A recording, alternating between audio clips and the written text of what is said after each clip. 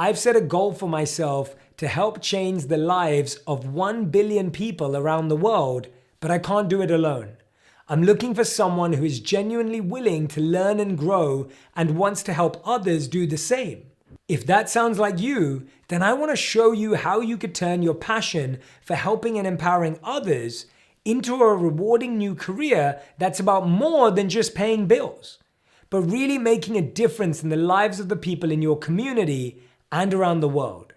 So if you've ever felt called to coach and guide others, if you're passionate about helping and empowering the people around you, and you've got a burning desire to become something more, a real force for change and the good in the world, then please click the link below this video now and join me on this life-changing mission.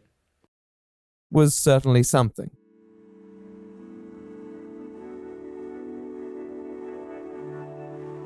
We are about to take some big swings, and I'm confident in everybody here that they're going to land. With all the challenges that come with creating content, particularly when the views may not be exactly doing what they used to, there were still reasons for the Watcher lads to feel optimistic. Continued viewership of the current series aside, after BuzzFeed ended Worth It, Stephen Lim brought his old pal Andrew Ilnitsky back to film a new series for Watcher, which seemed to at least guarantee some strong performance. And the team had a new announcement for the viewers that they were hyping up too. This was exciting. Something huge is coming. Huge. Yes, it's gonna change your life. And it's gonna rock your world. And I know what rocks. Yes, Watcher is ready to shake things up. Stay tuned, my friends. At the end of the last episode of the second Mystery Files season, a small segment was published where they teased a future project with a degree of hype that they seldom award to anything. This was not just going to be any new project or series, they really thought they had something special. Over the next week, all members continued to tease what was on the way, with various coded tweets alluding to the upcoming announcement. A page was erected under the domain watchertv.com with a countdown to said announcement. Fans were excited and speculated over what this could be, including a 24-hour streaming channel, a high-budget TV show, or a large bout of old BuzzFeed content. Many, however, seemed to expect some sort of pivot to an independent website with their own subscription service, escaping from the rather restricted Patreon system. Most seemed optimistic about this and anticipated the full announcement. On the 19th of April, Shane Madej, Ryan Bergara, and Stephen Lim finally revealed what this big announcement was in a video titled Goodbye YouTube. As sad as it is to say goodbye to YouTube, it's the right thing to do. If this is my last time on YouTube, then baby, what a life I've lived here on this platform. I grew up on YouTube. All of my heroes were on YouTube. I learned how to be a human on YouTube. Taking a step away from it, it's just tough because I've always really loved and cared about the YouTube community, so it's hard to leave. At the sight of this title, it likely became clear that although viewers were technically correct in their prediction, they hadn't quite accounted for how radical this announcement would be, and the Watcher Entertainment were completely uprooting their current business model. But what would they be replacing it with? Well, I'm so proud of what we've built here at Watcher. My proudest moments have been being able to hire incredible people. And so growing our staff from 3 to 6 to 10 to 20 to 25.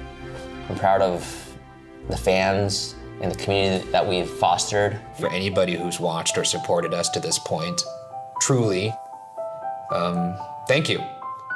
The goal was always to make television caliber quality content. And not just for YouTube, but for you guys. I guess we just hope you guys follow us this one last time. The video itself seems to be a tribute to YouTube and each member's experience with it, opening with a cinematic sequence while cutting to Stephen, Shane, and Ryan reminiscing about their time on the platform, before transitioning into talking about their aspirations and plans and how this new venture would fit into that vision. I'm very happy with the progress that we've made over here at Watcher over these past 4.5 years. But it feels like we are just at the point where we've hit a bit of a ceiling in terms of what YouTube is able to offer. I'm not sitting here complaining that is the bed we've made. Everyone has different missions they're marching towards on YouTube.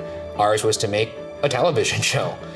And, you know, over time, you start to realize like, hey, maybe television shows aren't meant for YouTube. Perhaps we should find a different place that's better suited to the content that we're making and can support the dollar amount that we're putting into each of these episodes, so that we're not constantly running around trying to find sources of revenue to support the model. Overall, between the shots of all the smiling people, the inspirational music, the pride instilled in what they created, and the rhetoric about making something TV quality, there's a real sense of hope that is attempting to be disseminated amongst their audience. But there's still an element of the unknown. Questions about what this website would look like and what it would mean for YouTube. It seems like a significantly large risk, given that some viewers would probably not follow them, and they're likely investing a lot into the website, especially given they're not exactly quiet about the amount they spend on the channel. However, it then transitions to them all seated on a couch, providing a more direct outline of this next step, and explaining all the prosperity that awaits on the new platform. Watcher is an ad-free, independent streaming service dedicated to providing you guys the television caliber content that you know and love. The new streamer, I think, is a place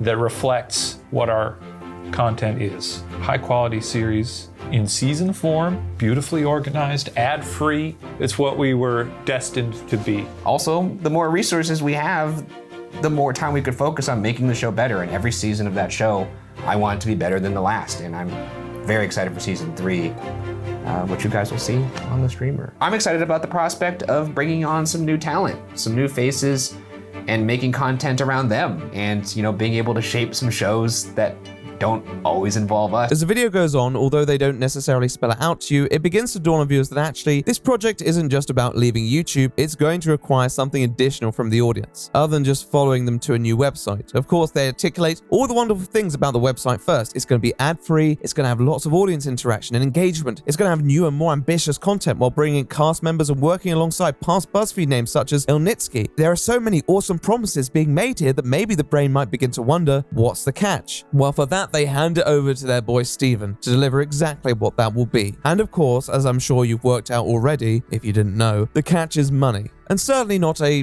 derisory amount either. Steven, talk about money. Yeah, what's this price? You can become a member of Watcher for $5.99 a month or $59.99 a year. We want to keep the price low enough where anybody and everybody is able to afford it, but it also has to support the things that we do here. So that was the number that just made the most sense for the streamer. Yes, you heard that correctly. You can experience a YouTube channel's worth of content for just $6 a month. Now, of course, this was going to be the least popular part of the announcement, and they do everything to blunt any criticism this may generate. They seamlessly transition into the conversation so it doesn't add any drama. Steven then also proceeds to explain the rationale behind this pricing, saying they wanted to make it cheap enough for everyone to access, but also significant enough to give them a budget to work with. Shane then delivers a joke, attempting to lighten the conversation. And look, you can share it, you know, with your friends. That's true. What are we gonna do? Additional attempts to alleviate any growing pains come in the form of promising a beta period where all their content will be accessible while they straighten out any kinks, and also the promise of 30% off any early annual subscribers, bringing the total cost there down to just over $40 a year. There's also the information that they will still be posting premieres and trailers